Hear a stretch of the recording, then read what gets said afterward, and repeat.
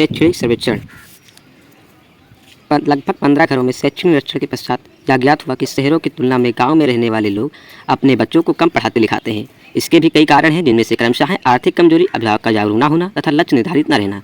यदि ऐसे कई कारण हैं जो बच्चे शुरुआत में पढ़ने में ठीक ठाक रहते हैं, वे बाद में अपने भविष्य के साथ खिलवाड़ कर जाते हैं। ऐसा इनके रूढ़िवादी विचार के कारण होता है, क्योंकि गांव में अक्सर यही बताया जाता है कि बेटा इतना पढ़ लो कि तुम्हारी शादी हो जाएगी।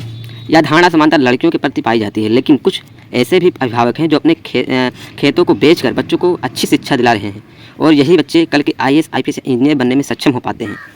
दूसरा पॉइंट है, इस निरीक्षण में हमने यह भी देखा कि कुछ लोग बहुत पढ़े लिखे होने के बावजूद भी बेंगलुरु, मुंबई, चेन्नई, जयपुर आदि जैसे शहरों में पैसा कमाने के लिए POP मिस्त्रीगिरी करने चले जाते हैं, क्योंकि इन्हें किसी कारण नौकरी नहीं मिल पाती, जिस कारण इन्हें साधारण जीवन बिताना पड़ रहा है। इनसे पूछे तो पता चलता है कि उस शुरुआत में तो पढ़ने में बहुत अच्छे थे, लेकिन इनकी सीढ़ी अंत में लड़खड़ाई, जो इन्हें शिक्षित और ना ही अशिक्षित में रहने दिया।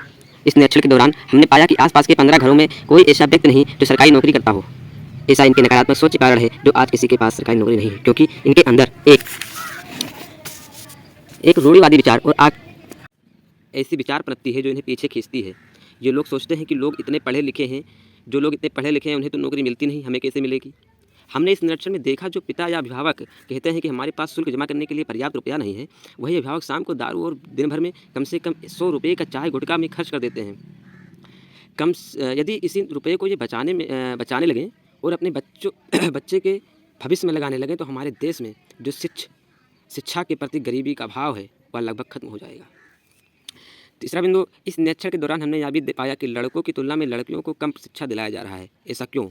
यदि इस प्रश्न का उत्तर हम अभिभावक से पूछते हैं, तो वह बताते हैं कि हमारे आसपास किसी कारण कोई कॉलेज या यूनिवर्सिटी नहीं है जिसमें हम लड़कियों को पढ़ा सकें। लेकिन अगर लड़का है तो उसको मोटरसाइकिल दे दिए या भाड़े पर मकान खरीद देते हैं, वहाँ रहकर बच्चा पढ़ाई कर लेता है। लेकिन यही सुविधा अगर लड़कियों को देना चाहें, तो हमारे अंदर एक भय सा बना रहता है कि हमारी बेटियाँ वहाँ सुरक्षित रह पाएगी या नहीं।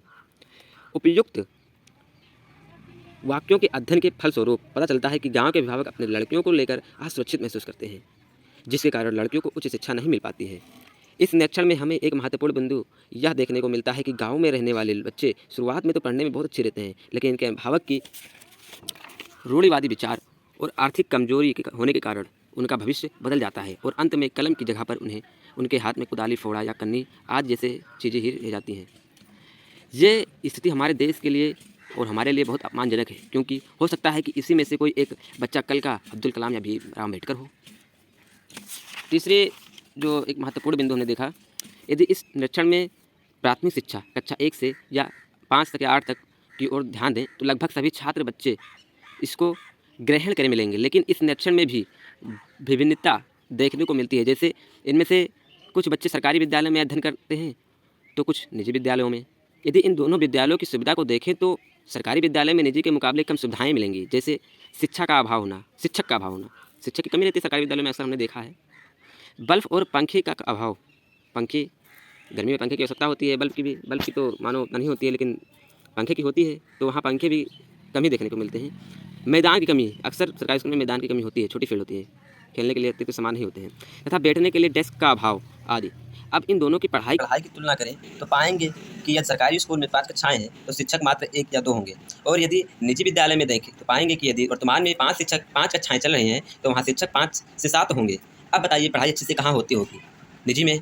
परंतु निजी स्कूलों में पढ़ाने के लिए पर्याप्त रुपया भी चाहिए, जो कि गरीब परिवार की क्षमता से बाहर की बात है, क्योंकि निजी विद्यालयों में शुल्क तो महंगा रहता ही है, साथ साथ कापी किताब ड्रेस भी महंगा मिलता है, जिस कारण गरीब परिवार अपने बच्चों को निजी विद्यालयों में शिक्षा नहीं दिला पाते हैं। यही कारण है कि बच्चों की प्राथमिक शिक्षा से भी भिन्नता दिखाई शुरू हो जाता है। धन्यवाद।